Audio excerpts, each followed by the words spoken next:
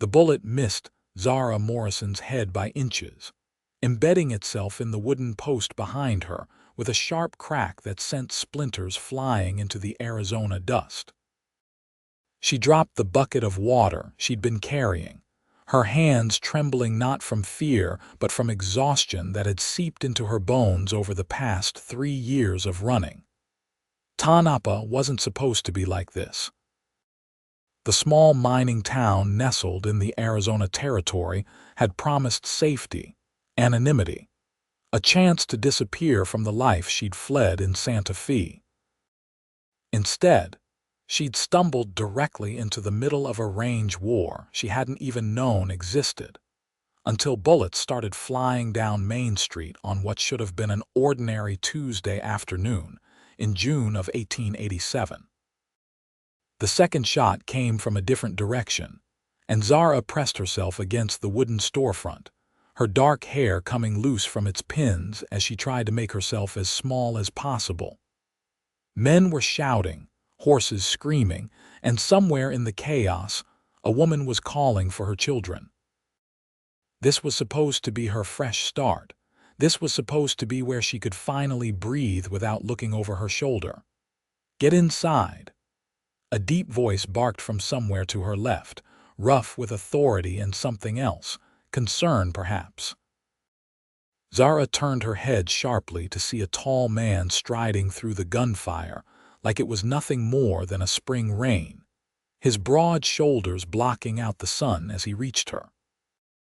He wore the weathered clothes of a working rancher, his dark hair touched with dust, and his eyes were the color of strong coffee as they locked onto hers with an intensity that made her breath catch for reasons that had nothing to do with the danger surrounding them. "I said get inside," he repeated, already grasping her elbow with a firm but gentle hand, steering her toward the doorway of the general store. His touch burned through the thin fabric of her sleeve, and Zara found herself moving before her mind had fully processed the command. They burst through the door together, and the rancher immediately positioned himself between her and the window, his body a living shield. Outside, the gunfire was already dying down, replaced by angry shouts and the sound of horses thundering out of town. Zara's heart hammered against her ribs, and she realized she was gripping the stranger's arm, her fingers digging into the solid muscle beneath his shirt. "Sorry," she gasped, releasing him abruptly and stepping back. "I didn't mean to. No need to apologize for not wanting to get shot," he said, and there was the ghost of a smile on his weathered face despite the tension in his jaw. He was older than her by perhaps 7 or 8 years, she guessed, putting him somewhere around 30. Old enough to have the confident bearing of a man who knew exactly who he was and what he was capable of. "Are you hurt?" Zara shook her head, still trying to catch her breath. "Just frightened. What was that about?" "The usual nonsense," he said, moving to the window to peer carefully through the glass. "The Keller brothers think they can intimidate folks into selling their land. They've been trying to push out the smaller ranchers for months now." He turned back to look at her, and his expression grew curious. "I haven't seen you around before. Just arrived in Tonopah 3 days ago," Zara admitted, smoothing down her skirt with shaking hands. "I'm working at the boarding house on 2nd Street. Mrs. Patterson hired me to help with the cooking and cleaning." The rancher nodded slowly, his eyes never leaving her face. "Martha Patterson's a good woman. You'll be safe enough there, but you need to be careful about being out on the streets when trouble starts brewing. The Kellers don't much care who gets caught in the crossfire." "I'll remember that," Zara said quietly. She should leave now, should thank him politely and return to the boarding house before Mrs. Patterson worried. But something kept her rooted to the spot, something about the way this stranger looked at her like she mattered, like her safety was important to him even though they'd never met before. "I'm Max Norton," he said finally, extending his hand. "I run a cattle ranch about 5 miles north of town." Zara hesitated only a moment before placing her hand in his. His palm was calloused and warm, his grip firm without being crushing. "Zara Morrison, and thank you for pulling me inside. I was too frozen to move on my own." "Natural response to getting shot at," Max said. "Most folks freeze up the first time. You'll develop better instincts if you stay in these parts long enough." He released her hand but didn't step away. "Though I hope you don't have to. Tonopah's usually quieter than this. The Kellers have just been pushing harder lately." Before Zara could respond, the door to the general store flew open and Mrs. Patterson herself rushed in, her round face flushed with exertion and worry. "Zara, thank goodness. I heard the shooting, and when you didn't come back I thought—" She pressed a hand to her ample bosom, breathing hard. "I shouldn't have sent you out for water. I should have known better with tensions running so high." "I'm fine, Mrs. Patterson," Zara assured her quickly. "Mr. Norton helped me get to safety." The older woman's eyes shifted to Max, and her expression softened with obvious fondness. "Max Norton, you're a good man, always have been. Thank you for looking after my girl here." "Happy to help," Max said simply. He turned his attention back to Zara. "I should get going. Need to check on my men and make sure none of the Keller's boys tried to cause trouble at my ranch while I was in town." He tipped his hat to both women. "Miss Morrison, Mrs. Patterson." Zara watched him leave, noting the confident way he moved, the respect in the eyes of the townspeople who nodded to him as he passed. Mrs. Patterson made a small humming sound beside her.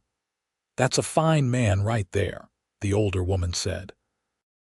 "Lost his parents to fever about 5 years back.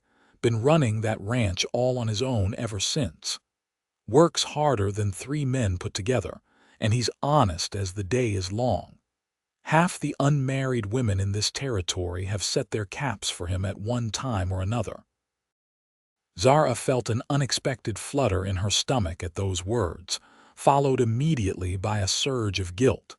She had no business thinking about Max Norton or any other man in that way. She'd come to Tonopah to escape, to rebuild, to start over. Romance was the last thing she needed, especially not with a man as established and respected as Max clearly was. Men like that wanted women with clean pasts and bright futures, not women with secrets they couldn't share. "Come along now," Mrs. Patterson said, taking Zara's arm. "Let's get you back to the house. You've had enough excitement for one day." The boarding house was a sturdy 2-story structure with a wide front porch and cheerful yellow curtains in the windows. Mrs. Patterson ran a respectable establishment, providing clean rooms and good meals to the steady stream of miners, merchants, and travelers who passed through Tonopah. Zara had been grateful beyond words when the older woman had offered her the position. The pay wasn't much, but it came with room and board, and more importantly, it came with a place to belong.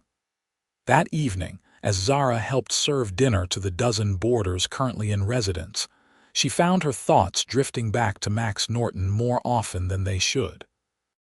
The way his hand had felt on her arm, steadying her. The way his eyes had held such genuine concern for a complete stranger's well-being.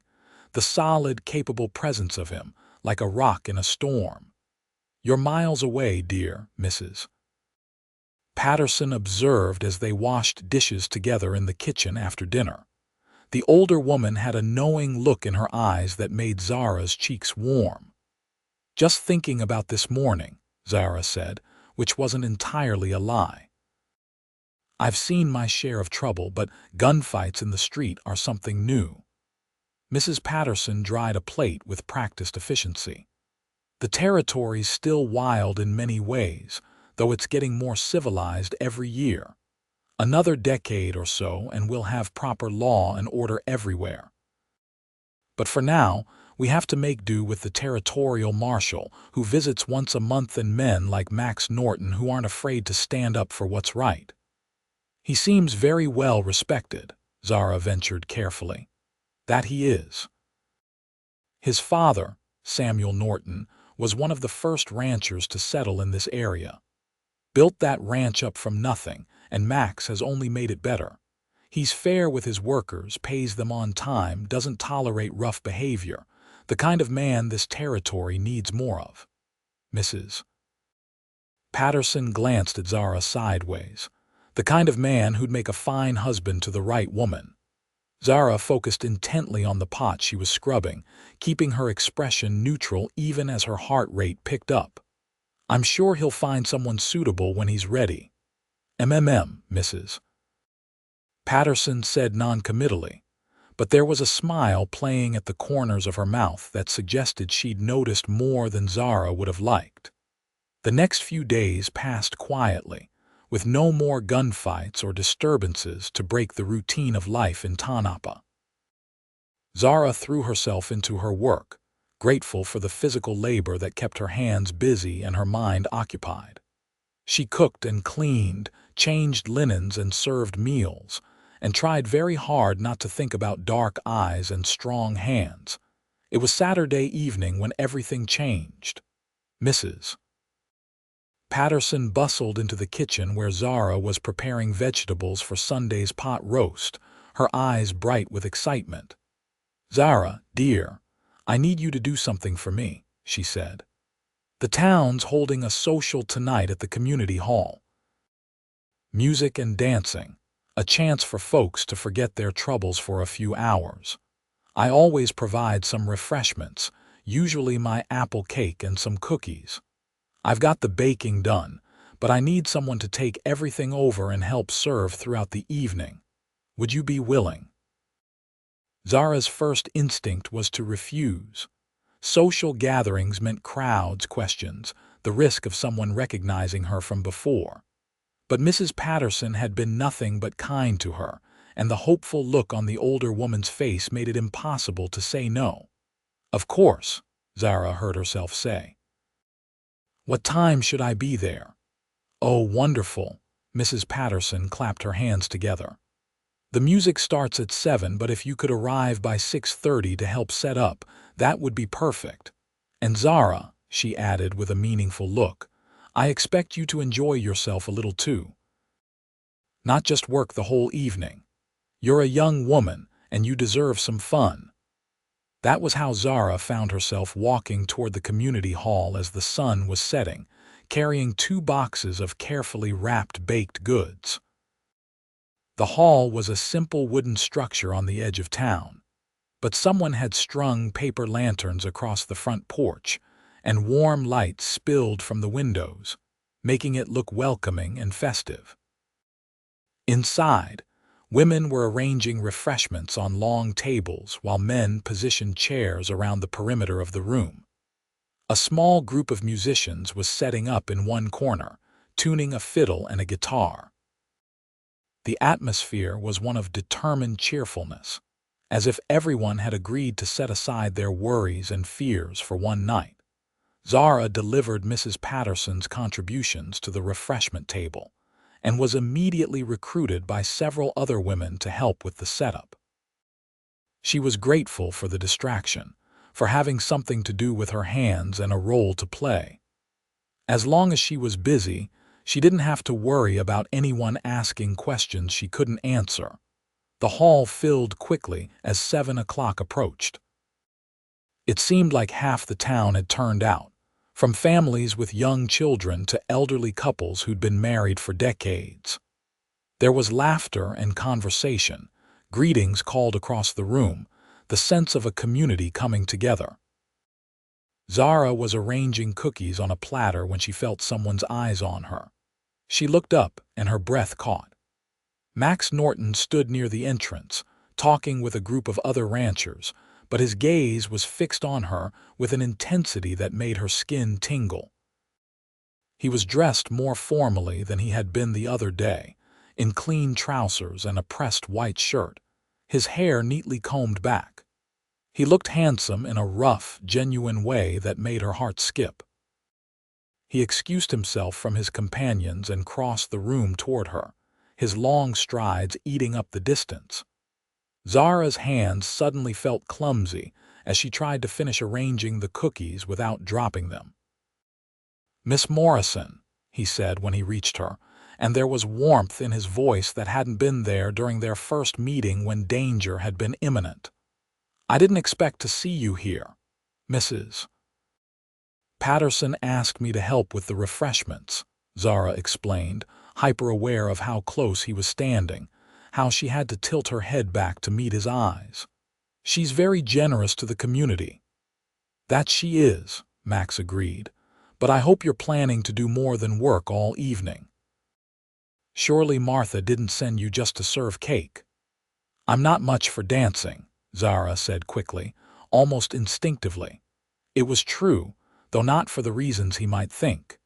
She'd never learned properly, had never been to events like this where normal people came together to enjoy themselves. Max's expression grew thoughtful. "That's a shame. Music's one of the few pleasures we can count on out here." Before Zara could respond, the fiddler struck up the opening notes of a lively tune, and couples immediately began moving toward the center of the floor. The music was infectious, full of energy and life, and Zara found her foot tapping along without conscious thought. The evening progressed in a blur of activity. Zara kept herself busy refilling platters and serving punch, always finding some task that needed doing. She watched the dancers spinning and laughing, children chasing each other between the chairs, old friends catching up on news and gossip. It was a glimpse into a life she'd never had, a world of simple joys and genuine connections. She was acutely aware of Max's presence throughout the night, even when they weren't directly near each other. She saw him dance with the school teacher, a pretty young woman with golden curls who gazed up at him adoringly.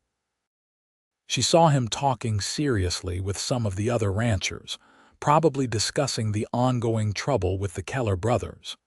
She saw him playing a game with some of the children, making them shriek with laughter. And she saw him watching her, his eyes finding her repeatedly across the crowded room. It was nearly 9 o'clock when he approached her again. The music had shifted to something slower, more melodic, and many of the older couples had taken to the floor, swaying together with the comfortable ease of long familiarity. "Miss Morrison," Max said, and this time he extended his hand toward her. "Would you do me the honor of a dance?" Zara's heart leaped into her throat. Every instinct screamed at her to refuse, to make some excuse, to retreat back into the safety of her assigned role. But there was something in Max's eyes, a gentle persistence, an invitation she desperately wanted to accept despite all the reasons she shouldn't. "I told you," she said softly, not taking his hand. "I can't dance." Max smiled then, a real smile that transformed his serious face into something approaching beautiful. "Neither can half the people out there, but they're enjoying themselves anyway. Come on, I promise not to let you fall." Still, Zara hesitated. She glanced around the room, seeing some of the other women watching with undisguised interest. If she danced with Max Norton, the most eligible bachelor in the territory according to Mrs. Patterson, people would talk. They'd ask questions. They'd want to know who she was and where she'd come from. But Max was still standing there with his hand outstretched, patient and steady, and Zara realized with sudden clarity that she was tired of running, tired of hiding, tired of denying herself even the smallest moments of happiness out of fear of what might happen. "I really can't dance," she whispered, but she placed her hand in his anyway. Max's fingers closed around hers, warm and secure, and he led her onto the floor with a confidence that made it clear he knew exactly what he was doing. When he turned to face her, placing one hand at her waist while keeping hold of her other hand, Zara's breath hitched at the intimacy of the position. "Just follow my lead," Max murmured, his voice low enough that only she could hear. "Don't think about it too much. Just feel the music and move with me." The first few steps were awkward. Zara stumbled twice, nearly stepping on his feet, her face burning with embarrassment. But Max just tightened his hold slightly, steadying her, his thumb making small, soothing circles against her waist in a way that should have been improper but somehow felt exactly right. "I'm sorry," Zara whispered after the third stumble. "I warned you I couldn't dance." "You're doing fine," Max said, and there was such sincerity in his voice that she almost believed him. "Stop worrying about getting it right and just be here with me." Zara took a shaky breath and tried to do as he suggested. She stopped watching her feet, stopped thinking about the steps, and instead focused on Max. On the solid presence of him, the way his hand felt against her back, the faint scent of soap and leather that clung to his skin. She let herself fall into the rhythm of his movements, trusting him to guide her. And somehow, impossibly, they began to move together. Not perfectly, not with the practiced grace of the other couples, but together nonetheless. Max pulled her closer, close enough that she could feel the warmth of his body, and Zara found herself relaxing into his embrace in a way she'd never relaxed with anyone before. "See," Max said softly, and she could hear the smile in his voice. "You can dance just fine when you stop thinking about it." "Only because you're holding me up," Zara replied, but there was no heat in it. She felt breathless and giddy, like she'd had too much wine even though she'd had none at all. "Then I'll keep holding you," Max said, and something in his tone made Zara's eyes snap up to meet his. The look she found there stole what little breath she had left. There was heat in those dark eyes and interest, and something deeper that terrified and thrilled her in equal measure.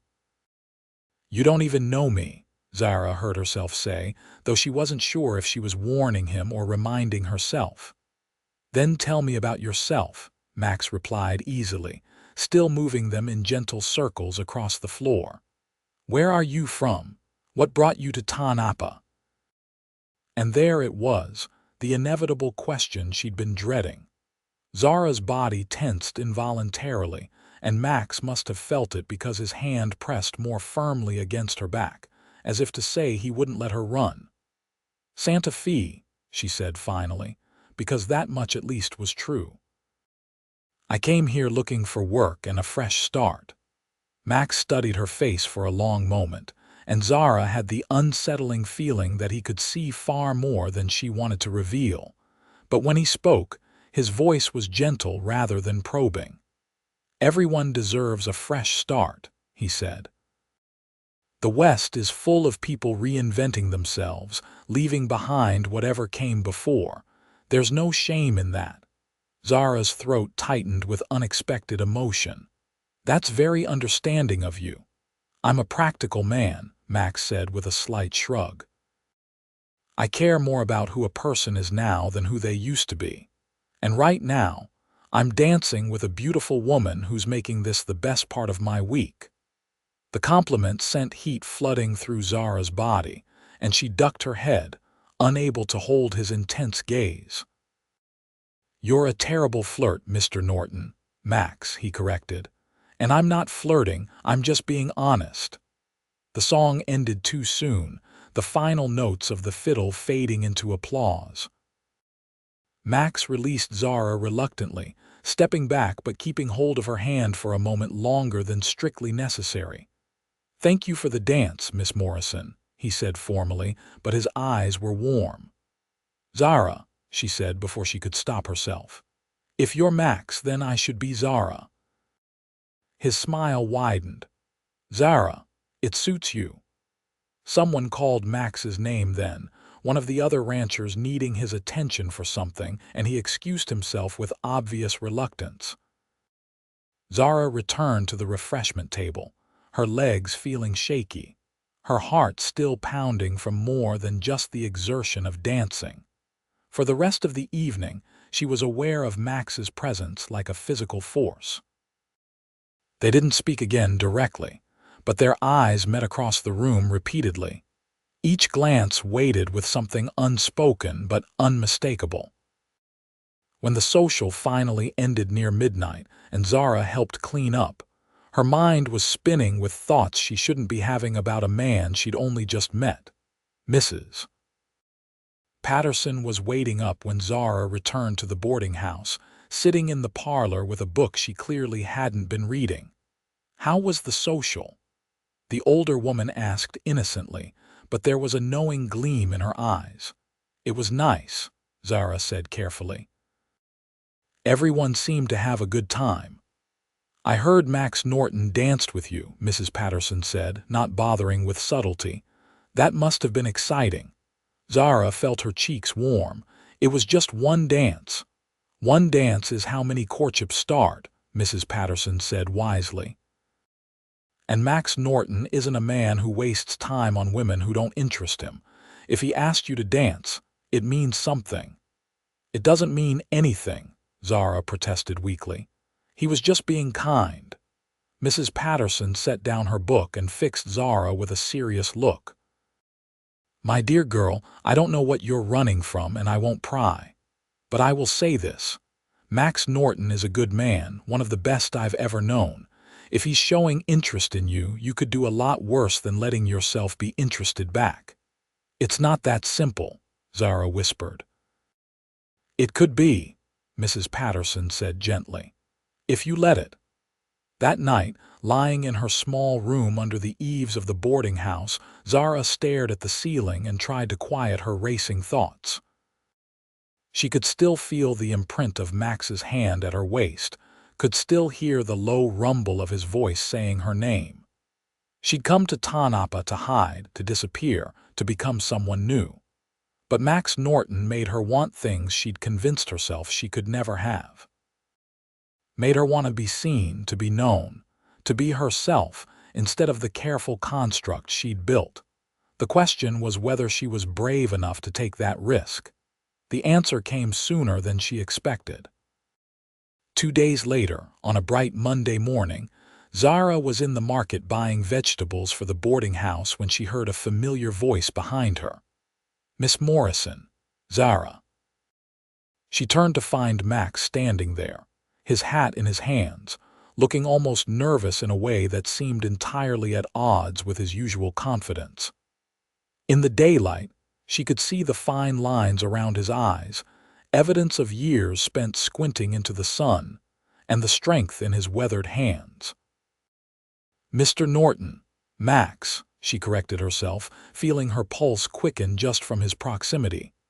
"I was hoping I'd run into you," Max said. "I wanted to ask you something." Zara waited, her hands tightening on her market basket. "The ranch has been doing well this year," Max continued, "and I've been meaning to do something special for my men, to thank them for their hard work.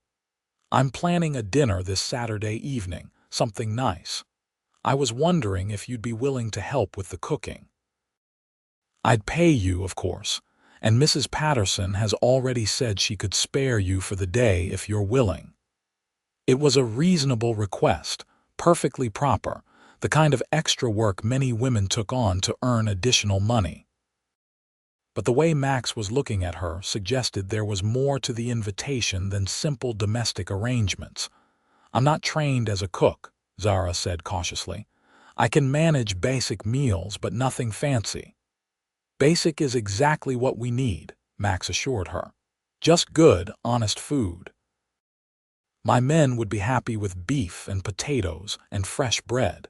It's more about showing them they're valued than impressing them with culinary skills."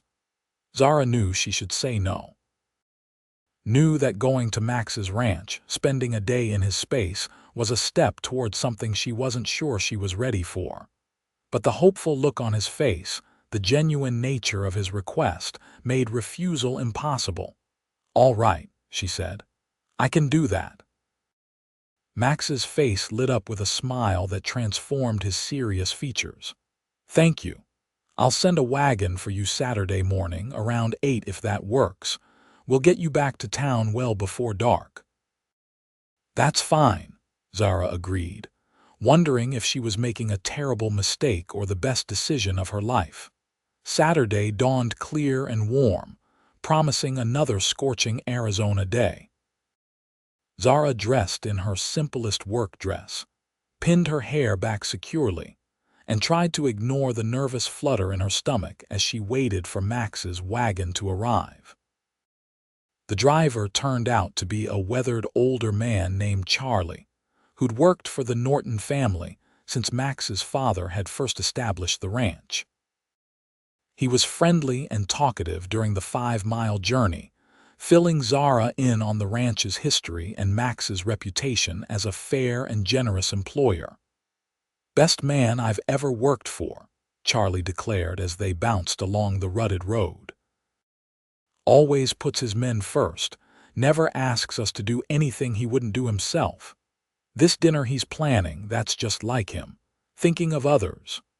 The Norton Ranch came into view as they crested a small rise, and Zara caught her breath at the sight. The main house was a sturdy 2-story structure built from local timber, with a wide porch that wrapped around 3 sides. Outbuildings dotted the property, including a large barn, several corrals, and what looked like a bunkhouse. Beyond them, the land stretched out in rolling hills covered with hardy grass, dotted with cattle bearing the Norton brand. It was beautiful in a rough, untamed way, and Zara could see the evidence of years of hard work in every well-maintained fence, every carefully placed structure.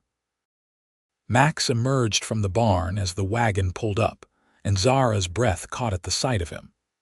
He wore work clothes, his sleeves rolled up to reveal tanned forearms, and there was a smudge of dirt on his jaw that somehow made him even more attractive. "Zara," he said, striding over to help her down from the wagon. His hands spanned her waist easily, lifting her as if she weighed nothing, and for a moment after her feet touched the ground his hands lingered at her sides. "Thank you for coming." "Thank you for hiring me," Zara replied, acutely aware of how alone they were. Charlie had already driven off to park the wagon, and there was no one else in sight. Max seemed to realize the same thing because he released her and stepped back, clearing his throat. "Let me show you the kitchen. I've got everything you requested from town, plus some things I thought you might need." The interior of the house was surprisingly comfortable, furnished with solid, well-made pieces that spoke of quality without ostentation. Max led her to a spacious kitchen with a large cast-iron stove, plenty of counter space, and windows that let in abundant natural light. "This is wonderful," Zara said honestly, running her hand over the smooth wooden counter. "You could cook for an army in here." "My mother designed it," Max said quietly. "She loved to cook, said a good kitchen was the heart of a home. After she passed, I couldn't bring myself to change anything." There was such sadness in his voice that Zara's heart ached for him. Without thinking, she reached out and touched his arm gently. "She had excellent taste, and I'm honored to use her kitchen." Max covered her hand with his own, his calloused palm warm against her skin. They stood like that for a long moment, something passing between them that had nothing to do with cooking or dinner parties. Then Max cleared his throat and stepped away, breaking the spell. "I should let you get started. Dinner's planned for 6 o'clock. The men will have cleaned up by then and they'll be hungry as bears. If you need anything at all, just let me know. I'll be around the property all day." Zara threw herself into the work, grateful for the distraction. She prepared roasts, peeled mountains of potatoes, kneaded dough for fresh bread. As she worked, she found herself relaxing into the rhythm of the kitchen, enjoying the simple pleasure of creating something with her own hands. Max checked on her periodically throughout the day, always with some excuse about needing water or wanting to make sure she had everything she required. But Zara noticed the way his eyes lingered on her, the way he seemed reluctant to leave each time. She noticed, and against all her better judgment, she liked it. By 5:30, the kitchen was filled with the mouth-watering aromas of roasted beef, fresh bread, and apple pie.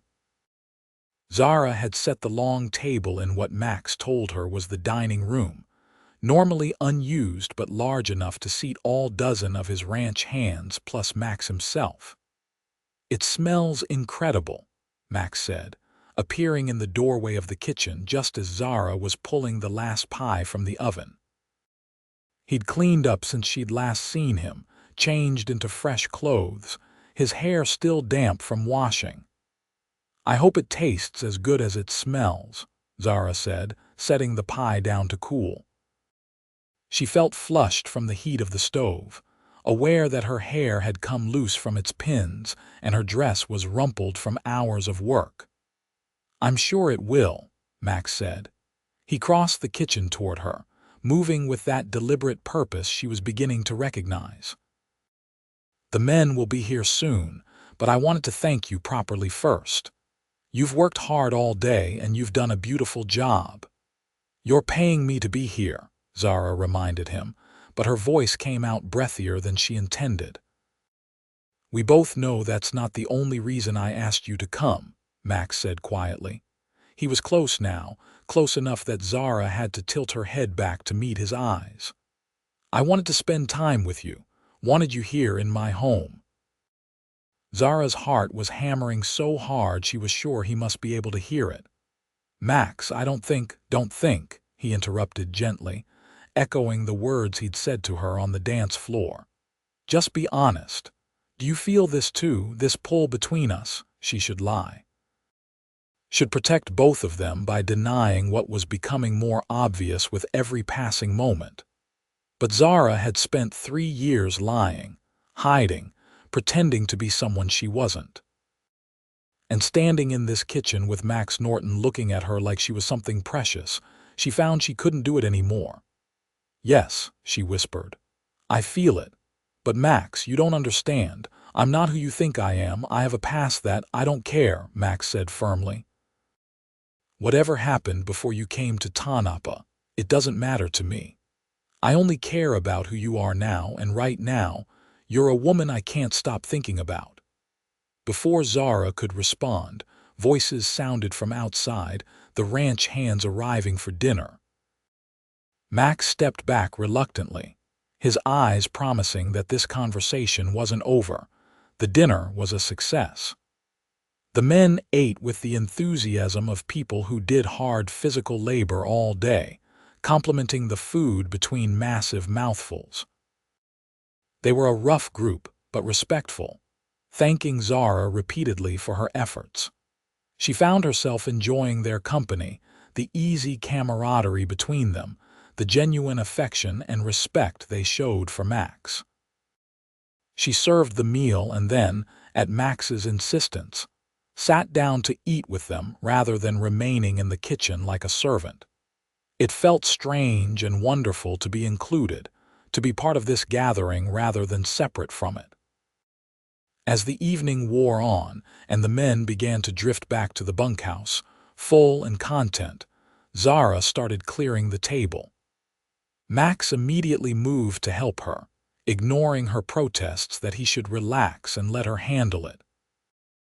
"My mother would haunt me if I let a woman clean up alone after cooking all day," he said with a slight smile, carrying a stack of plates to the kitchen. They worked side by side in comfortable silence, washing and drying dishes. It felt domestic and intimate, this simple task performed together in the quiet house. Zara was hyper-aware of every time their hands brushed in the soapy water, every accidental touch as they moved around the kitchen. "It's getting late," Max said finally, hanging up the dish towel.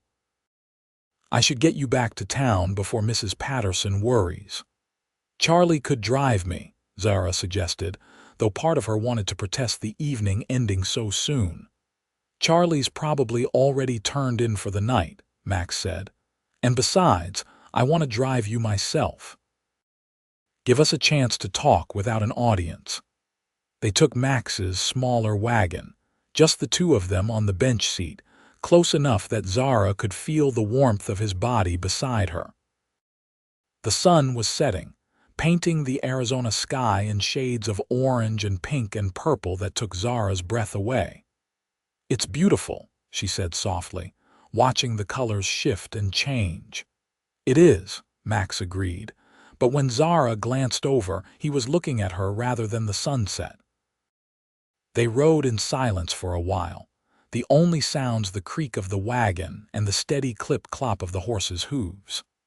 Zara knew they were approaching the moment where she'd have to make a decision, where she'd have to either open up to Max or push him away for good.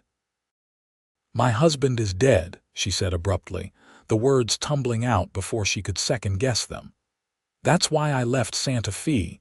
That's what I've been running from." Max didn't react with shock or pity, just nodded slowly and kept his eyes on the road. "How long?" "3 years. He died 3 years ago, and I've been trying to figure out how to live ever since." "What was his name?" Max asked gently. Thomas Morrison. He was a clerk in a law office, steady and respectable. Everyone thought we were a good match." Zara twisted her hands in her lap, the words coming faster now. "But he drank, and when he drank he got mean. Not violent, never violent, but cruel in other ways. Words that cut deeper than any fist. And I stayed because that's what women are supposed to do, aren't they? Stay and make it work and pretend everything is fine." Max's hands tightened on the reins, but he didn't interrupt. "He got sick," Zara continued, her voice dropping to barely above a whisper. "Pneumonia. He was gone in less than a week, and when he died, all I felt was relief." "What kind of person does that make me? What kind of wife feels relieved when her husband dies?" "A human one," Max said quietly. "A person who'd been hurt and was finally free." Zara shook her head. "His family blamed me. Said I hadn't taken proper care of him, that if I'd been a better wife he might have survived. And part of me wondered if they were right. So I left. Packed what I could carry and just left, went from town to town until I ended up in Tonopah." Max was quiet for a long moment, processing everything she'd told him. When he finally spoke, his voice was steady and sure. "Thank you for telling me. I know that wasn't easy." "You must think I'm terrible," Zara said, unable to look at him. "I think you're brave," Max corrected. "I think you survived something difficult and came out the other side. I think you deserve happiness and peace, and I'd like to help you find both if you'll let me." Zara's eyes filled with unexpected tears. "Why? Why would you want someone like me, someone with so much baggage?" Max pulled the wagon to a stop, right there in the middle of the darkening road. He turned to face her fully, his expression earnest in the fading light. "Because you're kind and hardworking. Because you're genuine in a way that's rare out here. Because when I pulled you out of danger that first day, something inside me recognized something in you. Because when we danced, you fit in my arms like you were made to be there." He reached out and gently brushed a tear from her cheek with his thumb. "And because I'm falling for you, Zara Morrison, and I don't particularly want to stop." "I'm scared," Zara admitted, her voice breaking on the words. "I'm scared of getting hurt again, of not being enough, of disappointing you." "Then we'll be scared together," Max said simply. "Because I'm scared too. Scared that I'll say the wrong thing or move too fast or somehow mess this up. But I'd rather be scared and with you than safe and alone." Zara let out a watery laugh, overwhelmed by the raw honesty in his words. "When did you get to be so wise?" "I'm not wise, I'm just determined," Max said with a slight smile. "When I see something I want, I don't give up easily. And I want you, Zara. I want the chance to know you better, to show you what it's like to be with someone who values you. Will you give me that chance?" Zara looked into his eyes, those dark, earnest eyes that saw her more clearly than she'd been seen in years, and made her decision. "Yes," she whispered. "Yes, I'll give you that chance." Max's answering smile was radiant. He cupped her face in both hands, his touch infinitely gentle, and leaned in slowly, giving her every opportunity to pull away. But Zara didn't pull away. Instead, she closed the distance between them, pressing her lips to his in a kiss that was soft and sweet and full of promise. When they finally parted, both breathing hard, Max rested his forehead against hers. "I'm going to court you properly," he said. "I'm going to take this slow and do it right. You deserve that." "I don't need proper," Zara protested. "I just need honest." "Then I'll give you both," Max said, pressing another quick kiss to her lips before reluctantly releasing her and taking up the reins again. They talked the rest of the way to Tonopah. Really talked, sharing pieces of themselves. Max told her about his childhood on the ranch, about his dreams of expanding the operation, about the loneliness of running a place meant for a family when you had no family left. Zara told him about her love of books, about the garden she'd always wanted to plant, about her fear that she'd forgotten how to be happy. "You haven't forgotten," Max assured her as they pulled up in front of the boarding house. "You just haven't had enough reasons to practice." "I aim to change that." Mrs. Patterson was waiting on the porch, and the knowing smile on her face suggested she'd been watching for their arrival. Max helped Zara down from the wagon, his hands lingering at her waist just a moment longer than necessary. "Thank you for today," he said softly. "For the cooking, for the company, for telling me your truth. It meant everything." "Thank you for asking me," Zara replied, "and for listening, and for not running away when you learned about my past." "I'm not going anywhere," Max promised. "You're stuck with me now." He waited until she'd climbed the steps to the porch before climbing back into the wagon. As he drove away, Zara touched her fingers to her lips, still feeling the phantom pressure of his kiss. "So," Mrs. Patterson said with barely contained glee, "how was your day at the ranch?" Zara couldn't stop the smile that spread across her face. "It was good, really good." "I can see that," the older woman said, linking her arm through Zara's and steering her inside. "Come on, let's have some tea and you can tell me all about it, and I do mean all." The next weeks passed in a blur of happiness Zara hadn't known was possible. Max came to town regularly, always with some excuse about needing supplies or checking on things, but everyone knew he was really there to see Zara. He courted her with a patient determination that made her fall for him more with each passing day. He brought her wildflowers picked from the range. He took her on picnics to beautiful spots around the territory. He taught her to ride properly, his hands steady on her waist as he helped her mount, his voice patient as he explained the basics. They talked for hours about everything and nothing, and Zara found herself opening up in ways she'd never done with anyone, not even Thomas. The difference between the two men was stark. Where Thomas had made her feel small, Max made her feel cherished. Where Thomas had criticized, Max praised. Where Thomas had taken, Max gave. "I love watching you smile," Max said one afternoon as they sat by a creek, sharing sandwiches Zara had packed. "You do it so much more now than when we first met." "That's your fault," Zara said, leaning back against his chest where he sat behind her, his arms wrapped loosely around her waist. "You keep giving me reasons to smile." "Good," Max said, pressing a kiss to the top of her head. "I plan to keep doing that for as long as you'll let me." But their happiness existed in a bubble, separate from the larger tensions building in Tonopah. The trouble with the Keller brothers was escalating.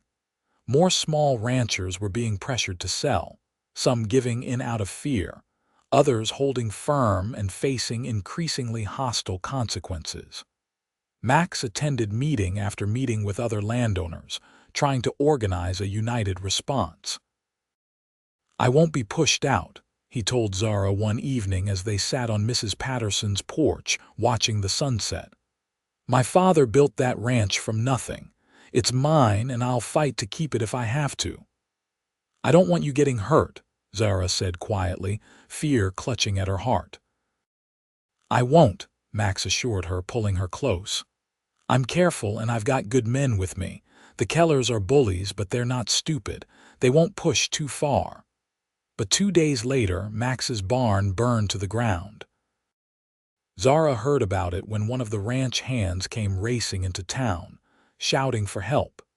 She dropped the laundry she'd been folding and ran, her heart in her throat, not stopping until she reached the edge of town where she could see the smoke rising in the distance. Max appeared in town an hour later, covered in soot and ash, his face grim. Zara ran to him and he caught her in his arms, holding her tight. "I'm all right," he said immediately, sensing her fear. "Everyone's all right. We got the horses out in time and most of the equipment. But the structure's a total loss." "Was it the Kellers?" Zara asked, though she already knew the answer. "Had to be, though I can't prove it. They've been threatening to make examples of anyone who refuses to cooperate." Max's jaw tightened. "This is war now, whether I wanted it to be or not." The barn burning galvanized the other small ranchers. Within days, they'd organized patrols, established warning systems, and sent word to the territorial marshal demanding action. The Kellers responded by bringing in hired guns, rough men with dead eyes who intimidated townspeople and caused trouble in the saloons. Tonopah became a place of tension, everyone walking on eggshells, waiting for the situation to explode into outright violence. Mrs. Patterson restricted Zara's movements, not wanting her caught in any crossfire. It meant Zara saw less of Max, and the time they did have together was shadowed by worry. "I need you to promise me something," Max said one night when he'd snuck away from the ranch to see her. They stood in the darkened garden behind the boarding house, hidden from view but stealing whatever moments they could. "If things get bad, really bad, I need you to get out of Tonopah. Go to Silver City or even back to Santa Fe, somewhere safe." "I'm not leaving you," Zara said fiercely. "Don't ask me to do that." "Zara, please, no."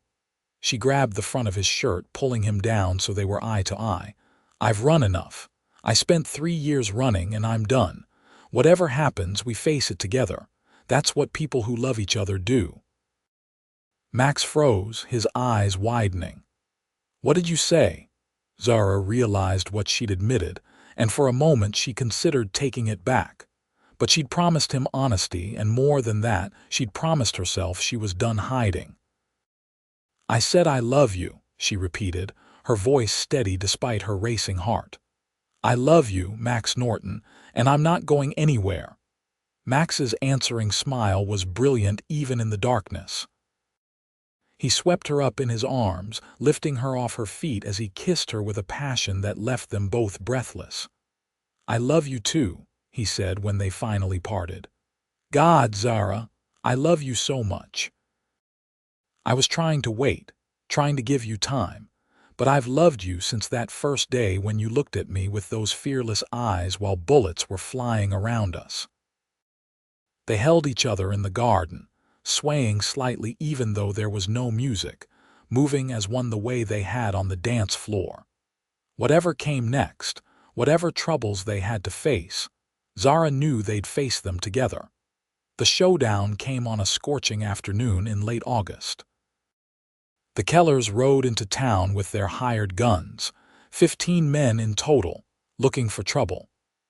Word spread quickly, and Max and the other ranchers converged on Main Street, determined not to let intimidation win.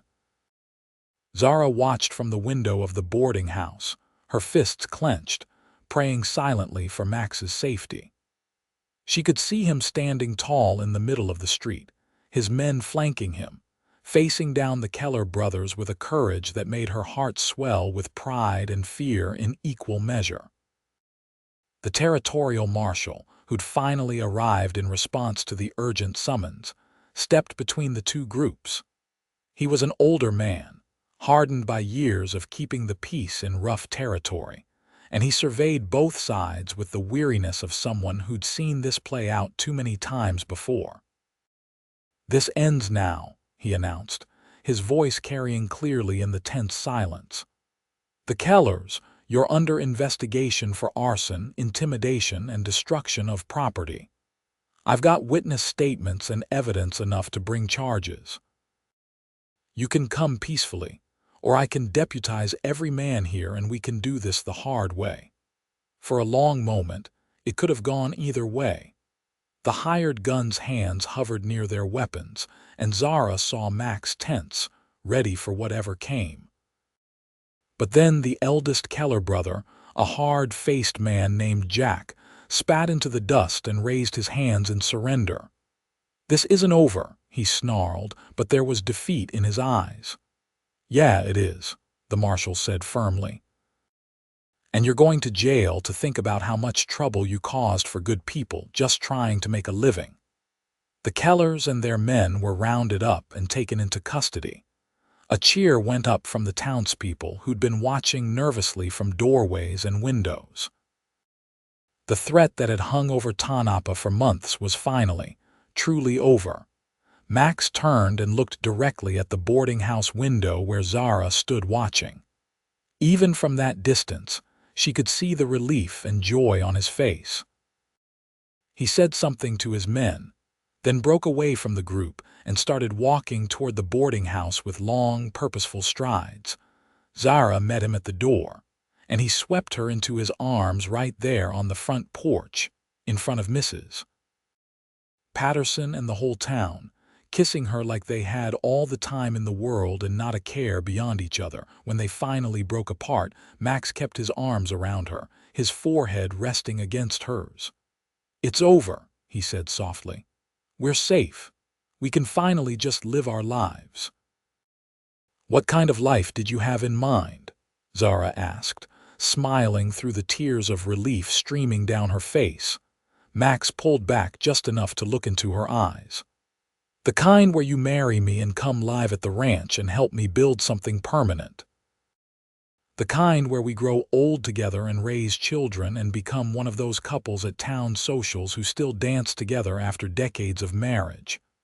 "That sounds perfect," Zara whispered. "Yes, yes to all of it." Max kissed her again, deeper this time, a promise of everything to come. Around them, the town of Tonopah celebrated its freedom from fear, but Zara and Max were in their own world, holding each other close, moving as one. They were married 6 weeks later in a simple ceremony in the community hall where they'd first danced together. Mrs. Patterson cried through the entire service, and Charlie gave Zara away since she had no family of her own to do it. The whole town turned out to celebrate, grateful to Max for his role in ending the Keller threat, and genuinely happy to see the reserved rancher find love. Zara wore a simple white dress she and Mrs. Patterson had sewn together, with wildflowers in her hair. Max wore his best suit, and when he saw her walking down the makeshift aisle, his eyes filled with such love and wonder that Zara knew beyond any doubt she'd made the right choice. "Dearly beloved," the minister began, but Zara barely heard the words. She was too focused on Max, on the way his hands held hers, on the promises they were making to each other with their eyes before they even spoke the vows aloud. When it came time for Max to speak, his voice was steady and sure. "I, Max Norton, take you, Zara Morrison, to be my lawfully wedded wife. I promise to honor you, to cherish you, to stand by you through whatever life brings. I promise to give you reasons to smile every day, to hold you when you need holding, and to love you with everything I am for as long as I live." Zara's voice shook with emotion as she replied, "I, Zara Morrison, take you, Max Norton, to be my lawfully wedded husband. I promise to be your partner, your friend, and your love. I promise to build a life with you based on honesty and trust. I promise to dance with you even when I think I can't, because you've taught me that together we can do anything." The minister pronounced them husband and wife, and when Max kissed her, sealing their promises, Zara felt something settle in her chest that had been restless for years. She was home. She was loved. She was finally, truly free. The reception was a joyful affair with music and dancing and more food than one small town could possibly eat. Zara danced with Max, with Charlie, with every rancher and merchant and miner who asked. But it was the last dance of the evening, just her and Max swaying together as everyone else watched with fond smiles, that meant the most. "Still can't dance," Zara murmured against his chest. "Still holding you up," Max replied, and she could hear the smile in his voice. "Still planning to do that for the rest of our lives." They spent their wedding night at the ranch, in the house that was now Zara's home. Max carried her over the threshold, both of them laughing, their joy unstoppable and bright.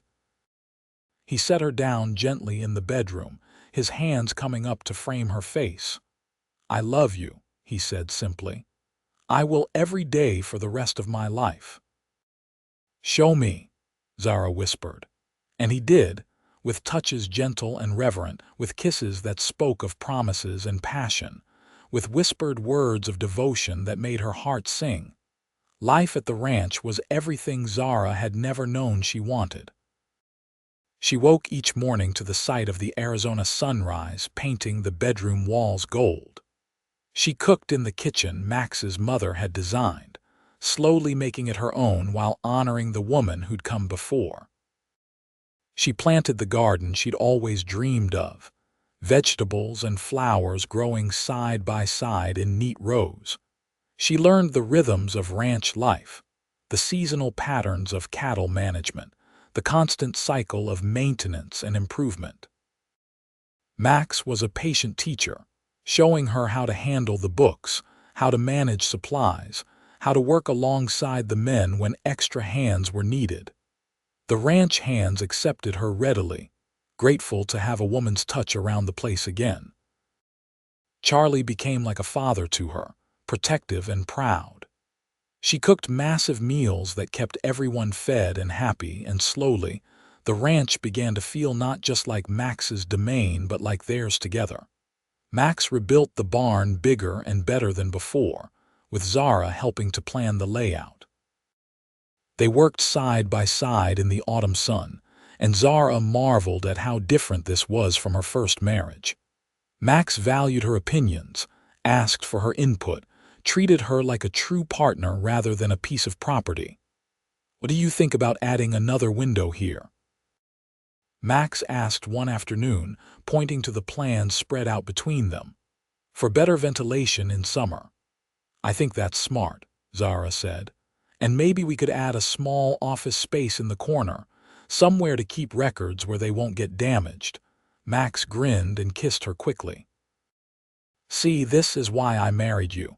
Beauty and brains." "You married me because I can cook," Zara teased. "That too," Max agreed, pulling her close despite the fact that his men were watching with amused expressions. "And because you laugh at my jokes, and because you fit perfectly right here in my arms, and because I couldn't imagine spending another day without you." By December, as the first snows began to dust the Arizona high country, Zara knew she was pregnant. She told Max on Christmas Eve, giving him the news as a gift more precious than anything that could be wrapped. Max's face went through a series of emotions in rapid succession. Shock, joy, wonder, and finally a fierce protectiveness that made Zara's eyes fill with tears. "A baby," he breathed, his hand moving to rest gently on her still flat stomach. "Our baby. Zara, are you sure?" "I'm sure," she confirmed. "Due sometime in early summer if I've calculated right." Max swept her into his arms, careful now in a way he hadn't been before, and spun her in a slow circle. "You've made me the happiest man alive. You know that, right?" "I have some idea," Zara said, laughing through her tears. "Since you've done the same for me." They told the ranch hands on Christmas Day, and the celebration that followed was raucous and heartfelt. Charlie cried openly, not even trying to hide his emotions. The men toasted to the baby's health and started immediately planning improvements to the house to accommodate the new arrival. Pregnancy suited Zara. She glowed with health and happiness, and Max was so attentive it bordered on ridiculous. He wouldn't let her lift anything heavy, insisted she rest frequently, and worried constantly about her well-being. "I'm pregnant, not made of glass," Zara reminded him regularly, but she secretly loved his concern. It was the opposite of everything she'd experienced before, this being treasured and protected. Mrs. Patterson visited often, bringing supplies and advice. She'd become like a mother to Zara, and the older woman's joy at the pregnancy was almost as great as Max's.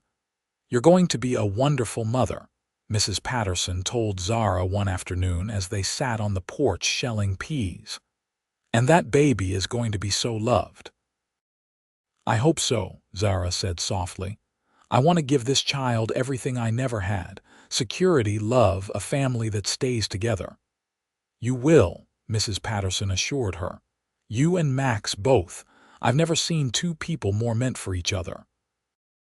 The baby arrived on a warm June evening in 1888, after a labor that seemed to last forever, but was actually relatively quick according to the midwife who attended. Max paced outside the bedroom door, wearing a path in the floorboards, until finally the thin wail of a newborn broke through and he was allowed inside.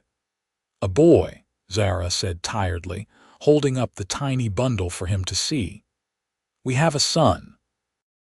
Max approached slowly, almost reverently, his eyes locked on the impossibly small person in Zara's arms. When she placed the baby in his hands, Max's face transformed with such pure love that Zara fell in love with him all over again. "He's perfect," Max whispered, studying every tiny feature. "Absolutely perfect. What should we name him?" They discussed names for months without reaching a decision. But now, looking at her husband holding their son with such tender care, the answer was obvious.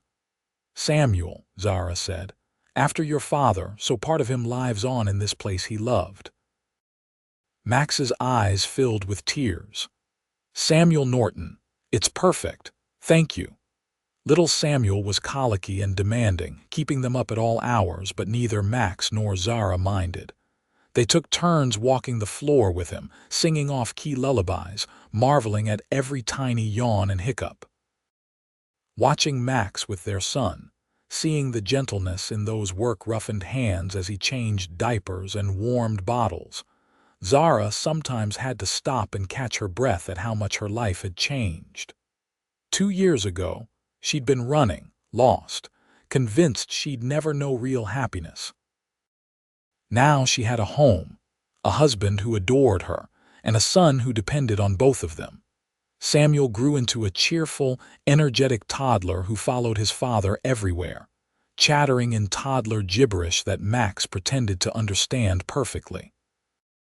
Zara would watch them from the kitchen window, Max patiently explaining ranch work to a child too young to comprehend, but old enough to listen with rapt attention.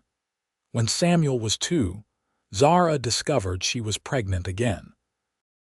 This time, Max's reaction was pure joy without the edge of worry, confident now in his role as a father.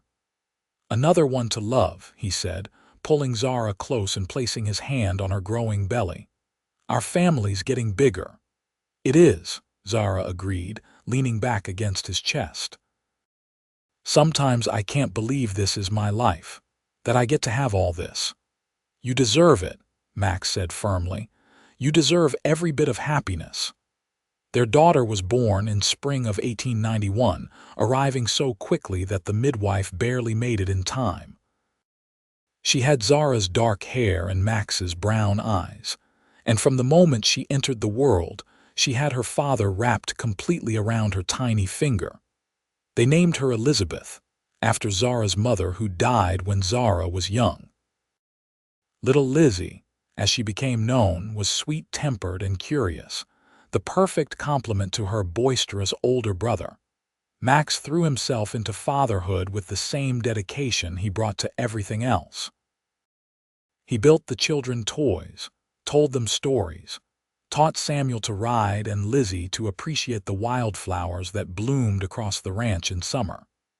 He was patient with their mistakes and generous with his praise, the kind of father Zara had always hoped existed but had never known. The ranch continued to prosper. Max's reputation for fairness and quality cattle spread, and the Norton Ranch became one of the most successful in the territory. They hired more men, expanded their grazing lands, built additional outbuildings. The house filled with the sounds of children's laughter and family meals, with celebration and ordinary domestic joy. On their 5th wedding anniversary, Max took Zara into town for dinner at the hotel restaurant, their first evening alone since Lizzie's birth. Mrs. Patterson had agreed to watch the children, shooing them away with instructions to enjoy themselves. 5 years, Max said, raising his glass of wine to toast. Sometimes it feels like forever, and sometimes like we just met yesterday.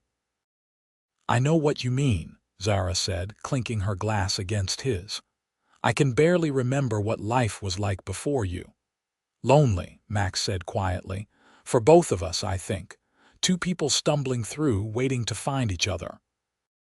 After dinner, they walked through the town, passing the community hall where they'd first danced. Music was spilling from the open doors, another social in progress, and without discussing it, they both turned toward the sound. Inside, couples were spinning across the familiar floor, the same fiddle player who'd been there 5 years ago sawing away at a lively tune. Max held out his hand to Zara with a smile. "Dance with me," he asked. "I still can't dance," Zara said, but she placed her hand in his anyway, their familiar refrain. "And I'll still hold you close and we'll move as one anyway," Max completed, pulling her onto the floor. But the truth was, after 5 years of dancing together at every social, and sometimes just in their kitchen when the mood struck, Zara could dance. She'd learned through sheer repetition and Max's patient guidance, her feet now following his lead without conscious thought. They moved together with the ease of long practice, of bodies that knew each other intimately, of hearts perfectly in sync. "You know you can dance now, right?" Max said with amusement. "You have been able to for years."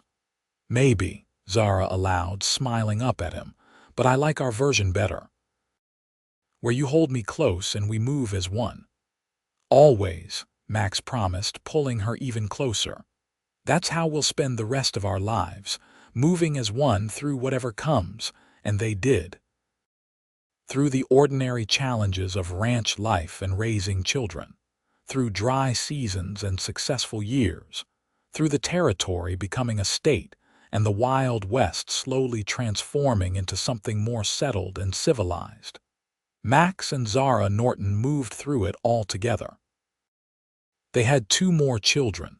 Another boy they named Thomas after Zara's late husband in an act of forgiveness that helped her finally lay that painful past to rest. And a second daughter, Margaret, who arrived unexpectedly when Zara was 40 and thought her childbearing years were behind her. Samuel grew into a fine young man who inherited his father's work ethic and his mother's kind heart. He took over more and more of the ranch operations as Max aged, eventually marrying a schoolteacher from Silver City and giving Max and Zara their first grandchildren. Lizzie inherited her father's love of the land, shocking everyone by declaring she wanted to be a rancher herself rather than settling into traditional female roles. Max supported her completely, teaching her everything he knew, and she eventually established her own successful horse breeding operation on adjacent land. Young Thomas became a lawyer, working to establish proper legal protections for small ranchers so that what the Kellers had tried could never happen again. And Margaret, their surprise late blessing, became a teacher, opening a school right there on the ranch property to serve the children of the ranch hands and neighboring families. Through it all, Max and Zara remained each other's center. They still danced in the kitchen when the mood struck, Max pulling Zara away from whatever task she was engaged in to spin her around to music only they could hear. They still sat on the porch in the evenings, watching the sunset paint the Arizona sky. Zara nestled against Max's shoulder in the spot that had been made for her. They argued sometimes, because two strong-willed people couldn't spend decades together without disagreements.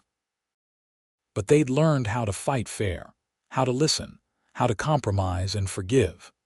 Their love had deepened over the years, becoming something richer and more complex than the initial spark of attraction that had brought them together. On their 25th wedding anniversary, their children organized a massive celebration at the ranch. It seemed like half the territory showed up, old friends and new, people whose lives Max and Zara had touched over the years. There was food and music and speeches honoring the couple who'd become pillars of their community. But the best moment came late in the evening, when Max led Zara onto the makeshift dance floor set up in front of the barn they'd built together all those years ago. The crowd fell silent, watching as the couple moved together with the practiced grace of a quarter-century of partnership. She whispered she couldn't dance, someone said, telling the story everyone knew, the legend of how Max and Zara had met and fallen in love. The rancher held her close and they moved as one anyway. Zara heard the words and smiled against Max's chest, remembering that first dance, how terrified she'd been, how Max had made her feel safe enough to try. How that one moment of trust had led to all of this, a life, a family, a love that had sustained them through everything. "What are you thinking?" Max asked, his voice low in her ear. "That I'm grateful," Zara said simply. "For every moment, every challenge, every joy, for you, always for you." "The feeling is entirely mutual," Max assured her, pressing a kiss to her temple. "You gave me everything I didn't even know I was missing. Purpose, partnership, love, family. You made this house a home." They danced until the stars came out, surrounded by children and grandchildren, by friends and community, by the life they'd built together from a chance meeting in a dusty Arizona town. The years continued to pass, gentler now, measured in grandchildren's birthdays and seasonal rhythms rather than dramatic events. Max's hair turned silver, and Zara's face gained the lines that came from decades of smiling. They slowed down but didn't stop, still running the ranch together even as their children took on more responsibility. They were sitting on their porch on a summer evening, watching storm clouds build over the distant mountains, when Max turned to Zara with sudden intensity. "I need you to know something," he said, taking her weathered hand in his. "These 40 years with you have been the greatest gift of my life. You took a lonely man and taught him what it meant to truly live. Every day with you has been an adventure." "Max Norton, are you getting sentimental in your old age?" Zara teased, though her eyes were bright with emotion. "Maybe I am," Max admitted. "Or maybe I just want to make sure you know every single day how much you mean to me, how much you've always meant." "I know," Zara assured him, leaning over to kiss him softly. "Because you show me every day in 1,000 different ways. That's who you are. That's who we are together." The storm never reached them, breaking apart before it arrived, leaving only the clean scent of distant rain on the wind. They sat together until darkness fell completely, neither feeling the need to fill the comfortable silence with words. After 4 decades together, they'd learned that some things didn't need to be said aloud to be understood. Max Norton died peacefully in his sleep at the age of 78, with Zara beside him and his children gathered around. It was a good death, if such a thing existed, the natural end to a life well lived. The entire territory mourned him, remembering his integrity, his generosity, his unwavering commitment to doing what was right. Zara grieved, because how could she not mourn the loss of the other half of her soul? But she didn't break, because Max had spent their entire marriage teaching her how strong she was, building up her confidence until she knew beyond doubt that she could handle whatever life brought. She lived another 8 years, surrounded by children and grandchildren and great-grandchildren, watching the Norton legacy continue to grow and flourish. She kept the ranch running with Samuel's help, maintained the garden she and Max had planted together, and told stories to anyone who would listen about the rancher who'd pulled her from danger and taught her how to dance. When Zara Morrison Norton finally passed at the age of 80, peacefully in the house she and Max had shared for so many years, she was laid to rest beside him in the family cemetery on a hill overlooking the ranch. Their headstone bore simple words that captured everything essential. Together they moved as one. The Norton Ranch continued to thrive, passed down through generations, each one adding their own chapter to the story while honoring the foundation Max and Zara had built. The house remained in the family, carefully maintained, with the kitchen that had witnessed so many family meals and quiet moments between two people who'd found in each other exactly what they'd been seeking. And sometimes, on summer evenings when the wind was right, ranch hands swore they could hear music drifting from the old house. Those who'd known Max and Zara smiled and said it was just the two of them, still dancing together even now, the rancher holding his love close as they moved as one through eternity. The story of Max and Zara became part of Tonopah's history, told and retold until it achieved the status of legend. The truth remained simpler and more beautiful than any legend. Two wounded people had found each other at exactly the right moment, had chosen to trust and love despite their fears, and had built something lasting and true. Samuel Norton eventually wrote down the full story of his parents' courtship and marriage, preserving it for future generations. He included every detail he could remember or verify, wanting the world to understand what real love looked like, how it grew and strengthened and endured through ordinary days and extraordinary challenges alike. The book ended with the image that had started it all: a frightened young woman whispering that she couldn't dance, and a steady rancher taking her in his arms anyway, showing her through action rather than words that together they could do anything. That love wasn't about perfection or expertise, but about trust and partnership, and choosing each other, again and again, day after day. In the decades and then centuries that followed, the Norton Ranch remained, a testament to what two people could build when they committed to moving through life as one. The land they'd stewarded continued to thrive, the family they'd created continued to grow, and the love they'd shared continued to inspire everyone who heard their story. Because in the end, that was what mattered most. Not the challenges they'd overcome or the success they'd achieved, but the simple fact that Max Norton and Zara Morrison had found each other in the wild Arizona territory in the summer of 1887, had recognized something precious in each other, and had chosen to hold on tight and never let go. They danced together through joy and sorrow, through triumph and hardship, through the everyday moments that make up a life. And they'd done it all moving as one, two hearts beating in perfect synchronization, two souls joined so completely that even death couldn't truly separate them. Their story ended not with sadness, but with celebration, with the knowledge that they'd lived fully and loved completely, that they'd created something beautiful that would outlast them both.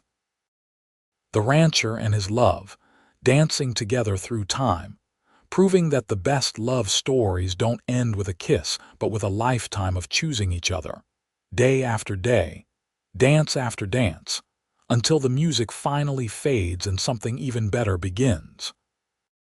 And somewhere in the space between memory and eternity, Max and Zara Norton continue to dance, his arms holding her close, her head resting on his shoulder, moving as one through a joy that knows no ending, in a love that transcends time itself.